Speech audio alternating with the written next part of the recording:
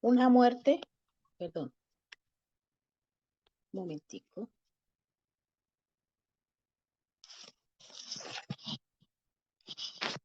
Una muerte que no fue común. Entonces Jesús, cuando hubo tomado el vinagre, dijo, consumado es, e inclinando la cabeza entregó el espíritu. Juan 19:30. Los acontecimientos que rodearon la muerte de Jesús fueron en gran medida procedimientos rutinarios de la jurisdicción romana. Los juicios, los azotes, la humillante procesión y la dolorosa crucifixión formaban parte de la rutina de los soldados encargados de ejecutar a los criminales. Lo que no fue rutinario, sin embargo, fue la oscuridad que descendió sobre todo el evento en pleno día. Mateo 27:45. Como si Dios hubiera cerrado sus ojos ante la dolorosa escena, se trataba tanto de una ejecución rutinaria como del mayor punto de inflexión de toda la eternidad. Lo que lo hizo tan importante fue la identidad del hombre que colgaba en la cruz del medio, que colgaba en la cruz del medio. Nada menos que Dios encarnado. Nuestras mentes nunca deberían dejar de asombrarse ante esto. Sobre una cruz, mi buen Jesús, su sangre derramó por este pobre pecador a quien así salvó. Las escrituras no hacen mucho hincapié en los sufrimientos físicos de Cristo en la cruz. Ciertamente sufrió un dolor físico muy fuerte, pero los sufrimientos de su cuerpo no eran nada comparados con los sufrimientos de su alma. Estos fueron el alma de sus sufrimientos. Jesús experimentó plenamente todo el dolor y la agonía de estar separado de Dios Padre, física, mental y espiritualmente. En cualquier circunstancia a la que te enfrentes, debes saber que Jesús ha pasado por cosas peores y por tanto entiende cómo te sientes. No solo eso, sino que la angustia inamigable que él soportó fue por ti. Solo cuando llegó el momento, Cristo proclamó triunfante, consumado es. Teleteles, tetelestai. La deuda está satisfecha y liquidada. La crucifixión de Cristo se presenta a menudo con la cruz erigida en lo alto de la multitud, que la mira en realidad, sin embargo,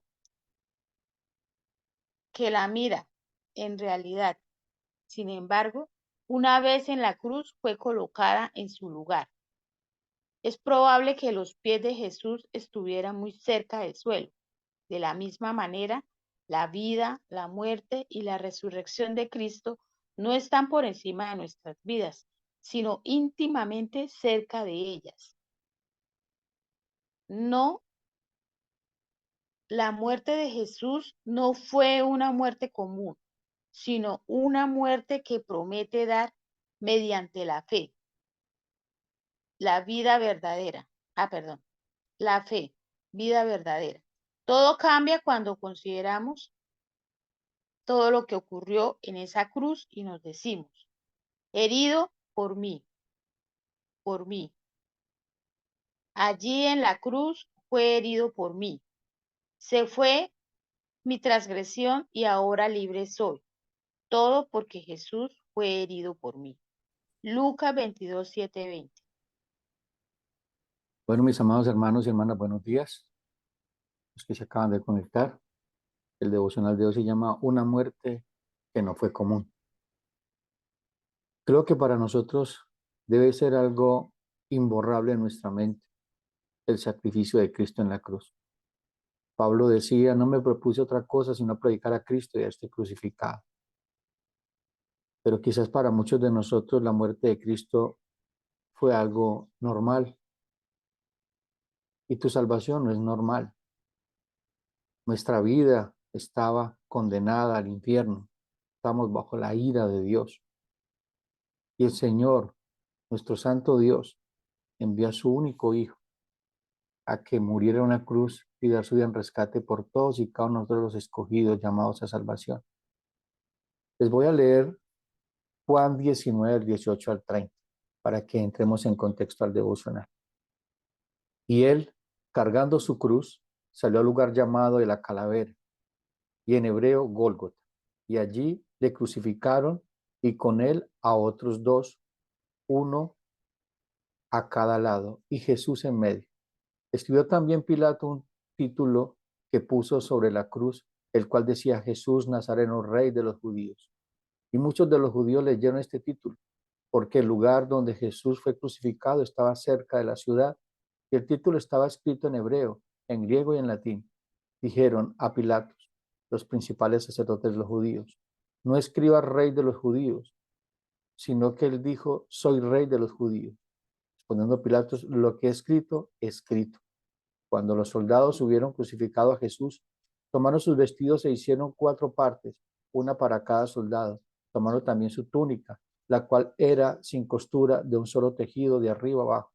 Entonces dijeron entre sí, no la apartamos, sino que echemos suerte sobre ella, a ver de quién será esto. Fue para que se cumpliera la escritura, que dice, repartieron entre sí mis vestidos y sobre mis ropas echaron suerte. Y así hicieron los soldados.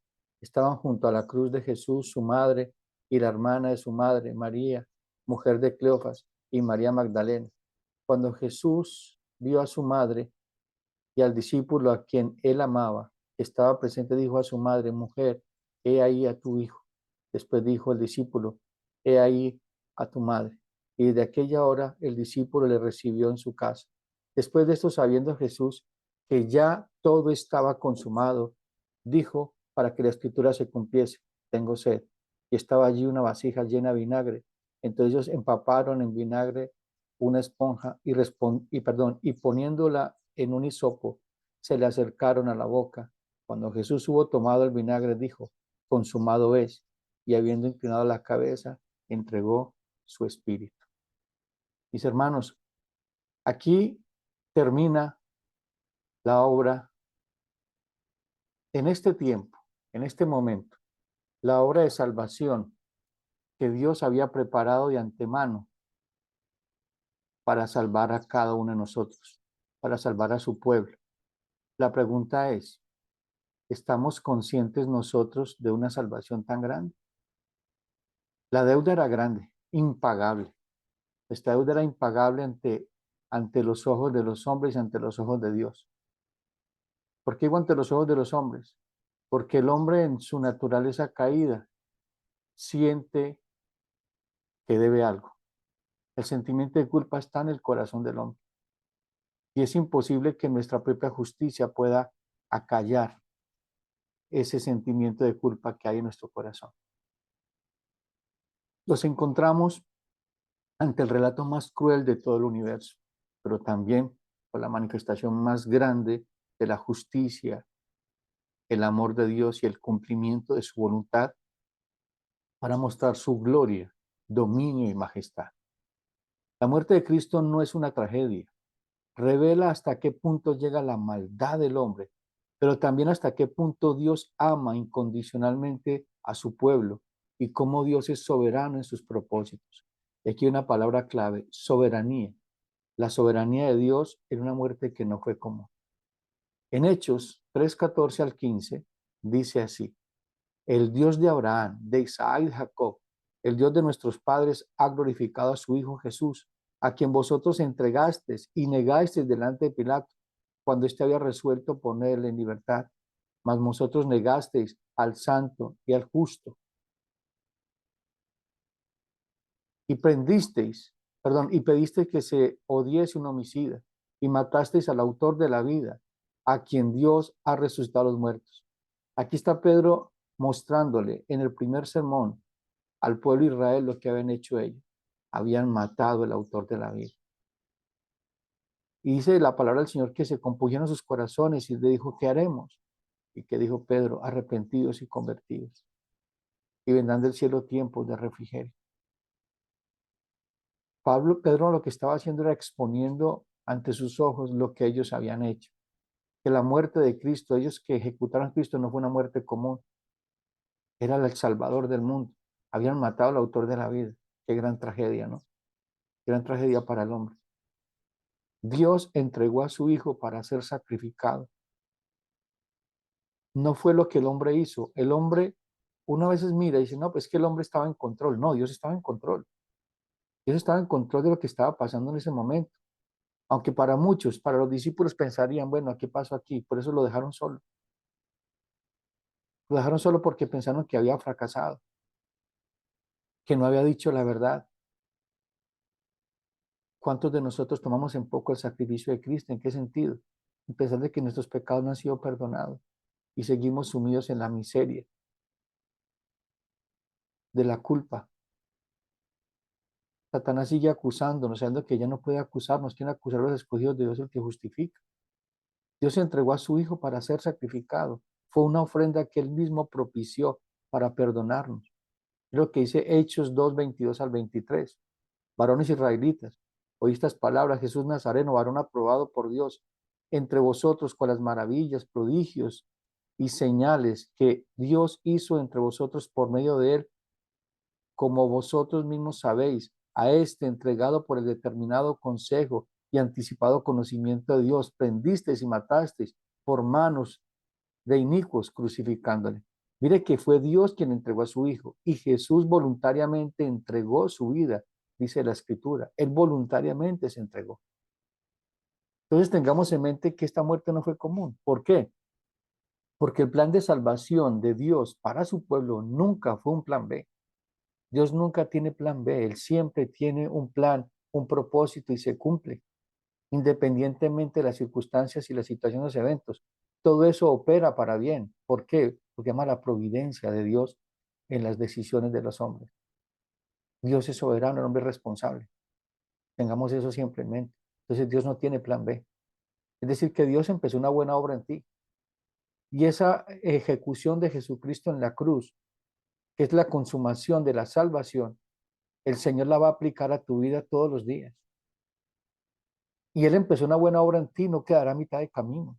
No la perfeccionará y la terminará. Eso tiene que darte alegría y gozo saber de que estás en las manos de Dios y que está formando el carácter de Cristo en ti. Entonces Dios no tiene plan B. Quizás nosotros sí, pero Dios no tiene plan B. Él te escogió desde antes de la fundación del mundo, porque no es lo que dice la Escritura. Dios no tiene un plan B. La gracia de Dios es quien resplandece en la eternidad. Primera de Pedro 1, 18 al 20 dice, sabiendo de que fuiste rescatados de vuestra vana manera de vivir, la cual recibiste de vuestros padres, no con cosa corruptible, como oro o plata, sino con la sangre preciosa de Cristo, como de un cordero sin mancha y sin contaminación, ya destinado desde antes de la fundación del mundo, pero manifestado en los posteriores tiempos por amor a vosotros. Si ve que lo que dice la Escritura, la gracia de Dios resplandeció en la eternidad, no fue un plan B, no fue un plan B. Dios ya había determinado ese plan desde antes de que apareciera el pecado, desde que antes de que Satanás cayera. Dios nos amó desde antes. O sea que siempre hemos estado seguros. Aun cuando tú no conocías a Dios, aunque tú no eras cristiano, ya eras hijo de Dios, ya eras hija de Dios, ya Dios te cuidaba, te amparaba. Es por eso que cuando tú mires al pasado tienes que mirar de que Dios siempre ha estado contigo, ha pastoreado tu corazón y te llevó a que vieras a Cristo en su cruz, pagando por tus pecados. Y es allí donde nosotros nos arrepentimos, cuando Dios nos quita ese velo y nos muestra nuestra condición pecaminosa. Entonces la muerte de Cristo en la cruz no fue algo común ante los ojos de Dios. Para los hombres fue un espectáculo, porque la crucifixión en esa época era un espectáculo. Todo el mundo salía a ver quién iba a morir en la cruz. Todo el mundo salía a ver cuánto tiempo duraba ese hombre en la cruz, porque la muerte en la cruz a veces podían pasar días, el hombre agonizando allí en la cruz. Era un espectáculo, porque era una muerte aterradora, la más aterradora que en esa época, pero fue la más aterradora en el universo entero. Y ahorita se van a dar cuenta por qué. Porque los ojos de todo lo creado por Dios, ángeles, arcángeles, querubines, principados, potestades, estaban en ese momento puestos los ojos en ese momento, en esa cruz. Para muchos fue un espectáculo, para otros un descanso, pues Cristo era una amenaza para la clase religiosa. Para el Sanedrín y todos sus secuaces fue un descanso. Mire lo que dice Juan 11, 47 al 48. Entonces los principales sacerdotes y los fariseos reunieron el concilio y dijeron, ¿qué haremos? Porque este hombre hace muchas señales, y si le dejamos así, todos creerán en él, y vendrán los romanos y destruirán nuestro lugar santo y nuestra nación. Esta era la preocupación del Sanedrín.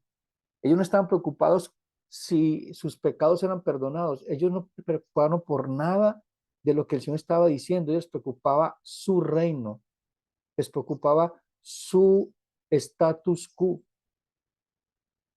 ¿Cuántos de nosotros no somos así?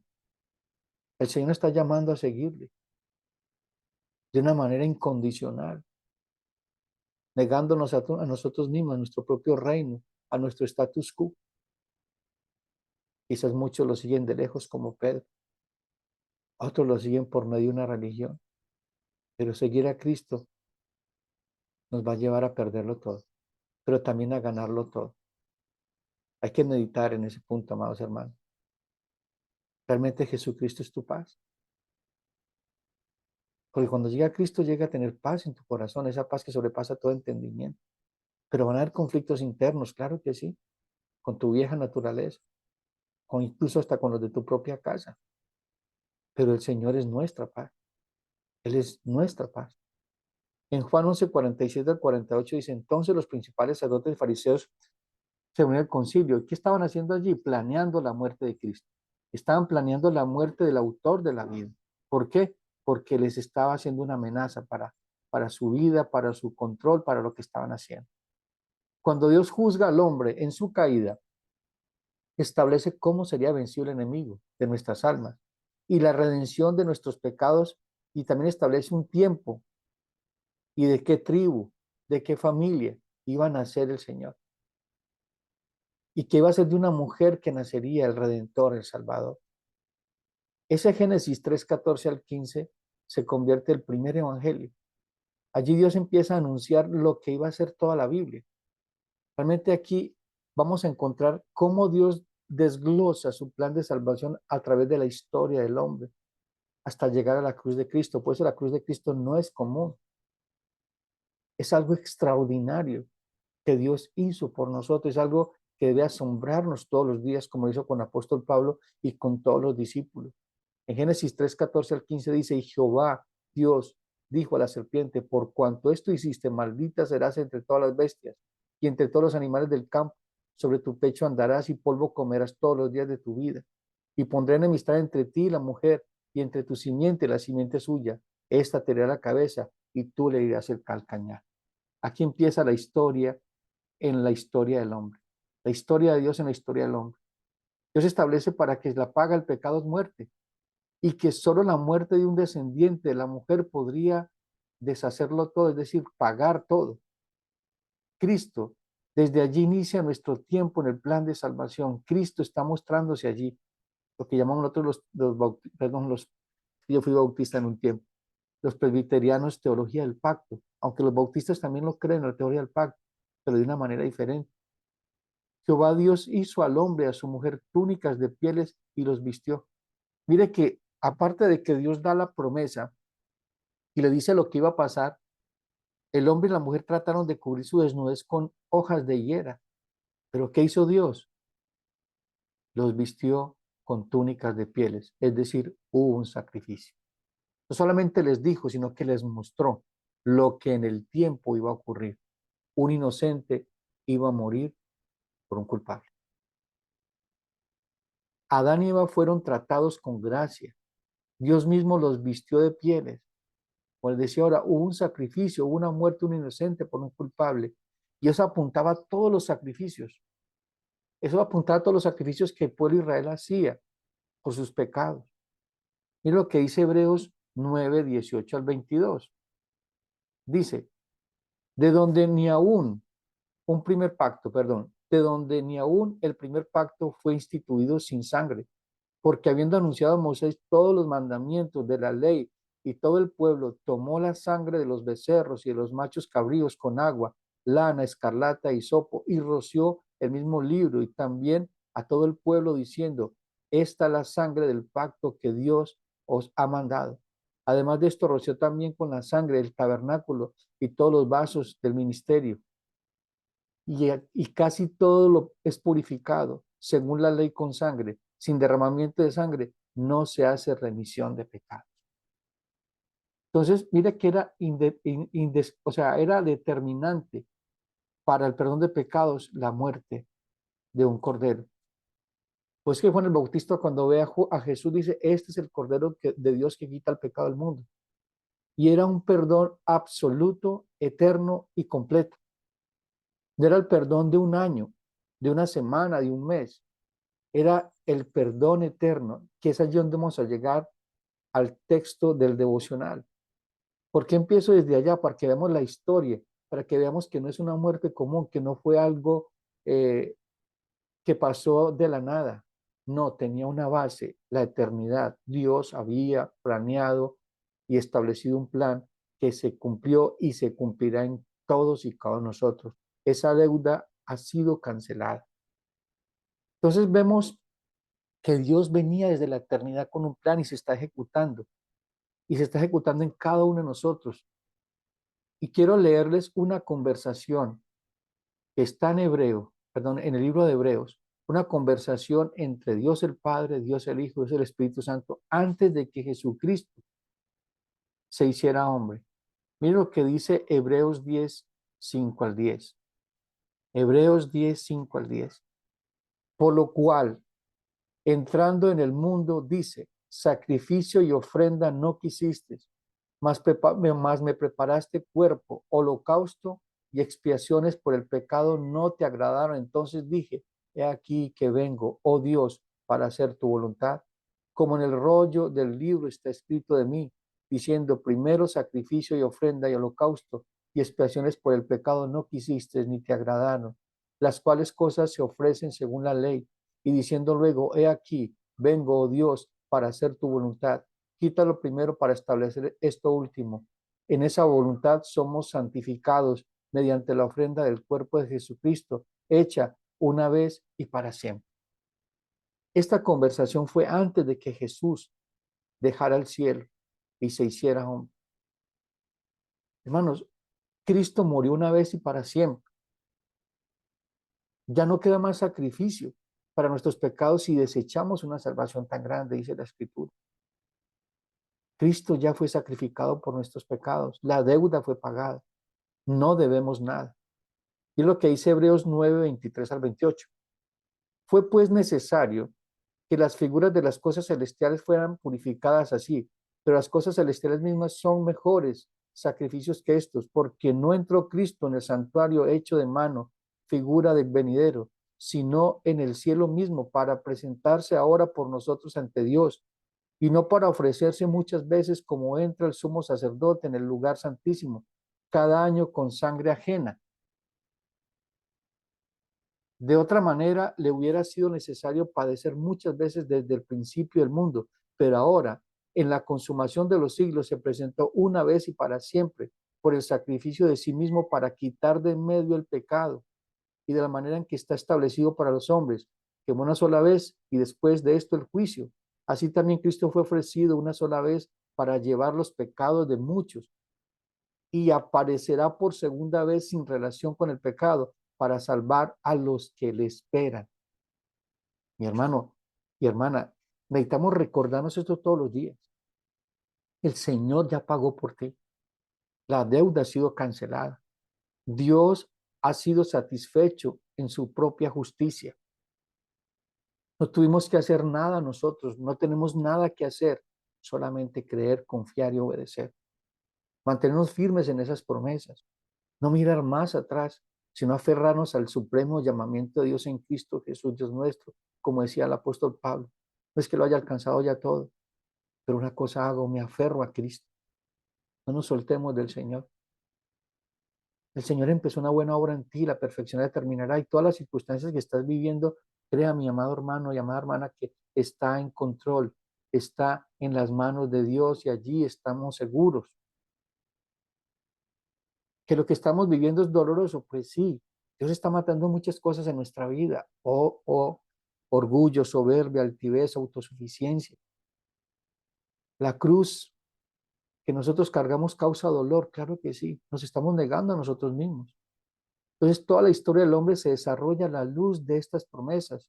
Sobre ellas que Dios escribe su historia en la vida de la humanidad, llegando al clímax, en el nacimiento, la vida y obra de nuestro Señor Jesucristo, ante antes de Cristo y después de Cristo. ¿Por qué les digo esto? Porque esa muerte no fue común. Cuando estudiamos la historia, ¿qué es lo que dice? Antes de Cristo y después de Cristo, la misma historia. El mismo hombre ha reconocido que una cosa es el mundo antes de Cristo y otra cosa después de Cristo. Así tiene que ser nuestra vida espiritual. Éramos unos antes de Cristo, muertos en delitos y pecados. Dios nos reconcilia por medio de Jesucristo con Él. Ya no hay condenación. Justificados pues por la fe tenemos paz para con Dios. La deuda ha sido pagada. Hemos sido perdonados. Hemos sido hechos inocentes. Dios nos hizo sus hijos, coherederos con Cristo. Entonces, todo esto tiene que asombrarnos, de ver la soberanía de Dios en su plan y cómo la voluntad de Dios se hace a pesar de. En Isaías 46, 9, 10 dice, acordaos de las cosas pasadas desde los tiempos antiguos, porque yo soy Dios y no hay otro Dios. Nada hay semejante a mí, que anuncio que anuncio lo por venir desde el principio, desde la antigüedad lo que aún no era hecho, que digo, mi consejo permanecerá y haré todo lo que quiero. Hermanos, la voluntad de Dios se hace y su voluntad es buena, agradable y perfecta. Descansemos en su soberanía. La muerte de Cristo no puede ser común para ti, tiene que ser extraordinaria todos los días. Recordarnos a cada instante el Evangelio. Y el Evangelio es Cristo. El Evangelio es poder de Dios para salvación de todo aquel que cree. Y es suficiente para todas las necesidades. Cristo dijo, no solo de pan vivirá el hombre, sino toda palabra que sale de la boca de Dios. La muerte del Señor tiene un impacto en la tierra y en el cielo. Pues el pecado se inició en el cielo y fue traído a la tierra por manos de Satanás. Pero aquí en la tierra donde se iba a librar, donde se iba a ejecutar el plan de salvación de Dios. Y aquí llegamos a algo también importante que quizás no sepan o no recuerden o hayan pasado por alto, pero la muerte de Cristo no solamente reconcilió a Dios con el hombre o Dios con el hombre, sino toda la creación, porque el pecado había afectado toda la creación. En Colosenses 1, 19 al 20, por cuanto agradó al Padre que en él habitase toda la plenitud y por medio de él reconciliar consigo todas las cosas, así las que están en la tierra como las que están en los cielos, haciendo la paz mediante la sangre de su cruz. Los ojos de la creación estaban puestos en la cruz de Cristo. Por eso es que la Biblia dice que los ángeles anhelan mirar lo que nosotros miramos. Los ángeles anhelan hacer lo que nosotros hacemos, predicar a Cristo. A nosotros no nos interesa. A nosotros no nos interesa anunciar el Evangelio, predicar las buenas nuevas. A veces damos por sentado nuestra salvación y no nos asombra todos los días saber de que Dios nos ha salvado, nos ha perdonado y perdemos de vista el sacrificio de Cristo. Y es por eso que muchas veces pecamos tan deliberadamente. Llegamos entonces al sello de la consumación de la obra redentora de Dios por medio de Jesucristo. Juan 19, 29 al 30. Y estaba allí una vasija llena de vinagre. Entonces ellos empaparon en vinagre una esponja y poniéndola en un hisopo, se la acercaron a la boca. Cuando Jesús hubo tomado el vinagre, dijo, consumado es. Y habiendo inclinado la cabeza, entregó el espíritu. Habiendo recibido el vinagre, Jesús dijo, consumado es, consumado es. En griego es tetelestai, es decir, una deuda totalmente pagada. No que pagó los intereses, no que pagó una parte, no, una deuda totalmente pagada. La obra de redención que el Padre le dio estaba completa. Jesucristo había expiado el pecado, había derrotado a Satanás, había satisfecho la justicia de Dios. La ley estaba cumplida en él y el pago de ella. Y aquí encontramos otro tema importante. El acta de decretos que nos era contraria había sido clavada en la cruz de Cristo. No existen maldiciones generacionales, mi hermano, ya todo ha sido pagado. Tú no tienes que hacer ya nada, solamente deleitarte, agradecerle a Dios, creer en esa salvación tan grande y aferrarte a ella con todas tus fuerzas. En Colosenses 2, 13 al 15 dice, y a vosotros estando muertos en pecados, en la incircuncisión de vuestra carne, os dio vida juntamente con él, perdonándoos todos los pecados, no algunos, todos. Y no se lo olvide, mis amados hermanos, que la sangre de Cristo limpia nuestras conciencias de las obras muertas. ¿Y qué hizo Jesucristo en la cruz? Anulando el acta de decretos que había contra nosotros, que nos era contrario, quitándole al medio y clavándola en la cruz. Y escuchen esto, y despojando a los principados y potestades, los exhibió públicamente, triunfando sobre ellos en la cruz. El apóstol Pablo muestra aquí una figura que les va a impactar mucho. ¿Cuál figura? Es cuando un ejército sale a la guerra y vence al enemigo, a ese enemigo que les atormentaba, que hacía sentir tanto miedo, tanta incertidumbre. ¿Qué hace este ejército? Va y vence al ejército enemigo. Al vencerlo, lo trae y le hace calle de vergüenza. Los pasea desnudos por la ciudad que temía a esos enemigos. Les quita todas las armas y les dice, mira, allí está tu enemigo, ha sido vencido. El enemigo de nuestras almas ha sido vencido en la cruz. ¿Que aún sigue operando? Claro que sí, pero ya está vencido. Pues que luchamos nosotros no es de uno por una victoria, sino desde una victoria. Somos más que vencedores. La guerra ha sido ganada. Nosotros juntamente con Cristo hemos ganado, hemos vencido, hemos resucitado juntamente con Cristo. Nada queda pendiente, nada que resolver. Dios había consumado la obra de redención. La bandera del amor de Dios ondeaba eternamente sobre el mástil de una cruz. Dios colgó entre el cielo y la tierra una cruz. Impactante esto, mis amados hermanos. La deuda del pecado ha sido pagada totalmente y ya no hay nada más que hacer. Ya no somos condenados. Hemos sido perdonados, amados, hechos hijos de Dios. Ahora pues ninguna condenación hay los que están en Cristo Jesús, los que no andan conforme a la carne, sino conforme al Espíritu.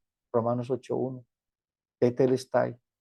En realidad el Señor, mire hermanos, me puse a investigar y cuando Jesús dice Tetelestai no lo dijo así como a baja voz, sino que gritó Tetelestai. El Señor gritó estas palabras, fue un grito de triunfo, fue una proclamación de victoria. La voz de Jesús sonó potente en el Gólgota y lo hizo anunciando al universo entero que Dios había vencido, el Señor había vencido. Que aunque para el mundo y para los que estaban allí no era realidad, era una muerte común, no fue común. Por la muerte de Cristo, tú y yo hemos sido perdonados. Damos gracias al Señor por una salvación tan grande. Y como dice el apóstol Pablo, ocupémonos de ella con temor y con temblor. La muerte de Cristo tiene que ser recordada todos los días en nuestra mente y en nuestro corazón. Y debemos manifestar al mundo que Cristo ha vencido y nosotros juntamente con Él. Por eso Cristo dice, no tengan temor, no sientan miedo. En el mundo tenéis aflicción, pero confiad, yo he vencido al mundo. Cristo venció en la cruz y nosotros juntamente con Él. Y regresará como Rey de Reyes y Señor de Señores. Todos los ojos lo verán, incluso aquellos que lo traspasaron. Cuando lo traspasaron, está hablando de todo el mundo pecador, no redimido, que ha traspasado a Jesús una y otra vez con sus pecados. Que el Señor nos ayude y nos asista en recordarnos todos los días la cruz de Cristo y lo que pasó en esa cruz, para que realmente sepamos cuán fue tan grande esa deuda que debíamos, impagable, pero que ya ha sido pagada por causa de Jesucristo. Oremos.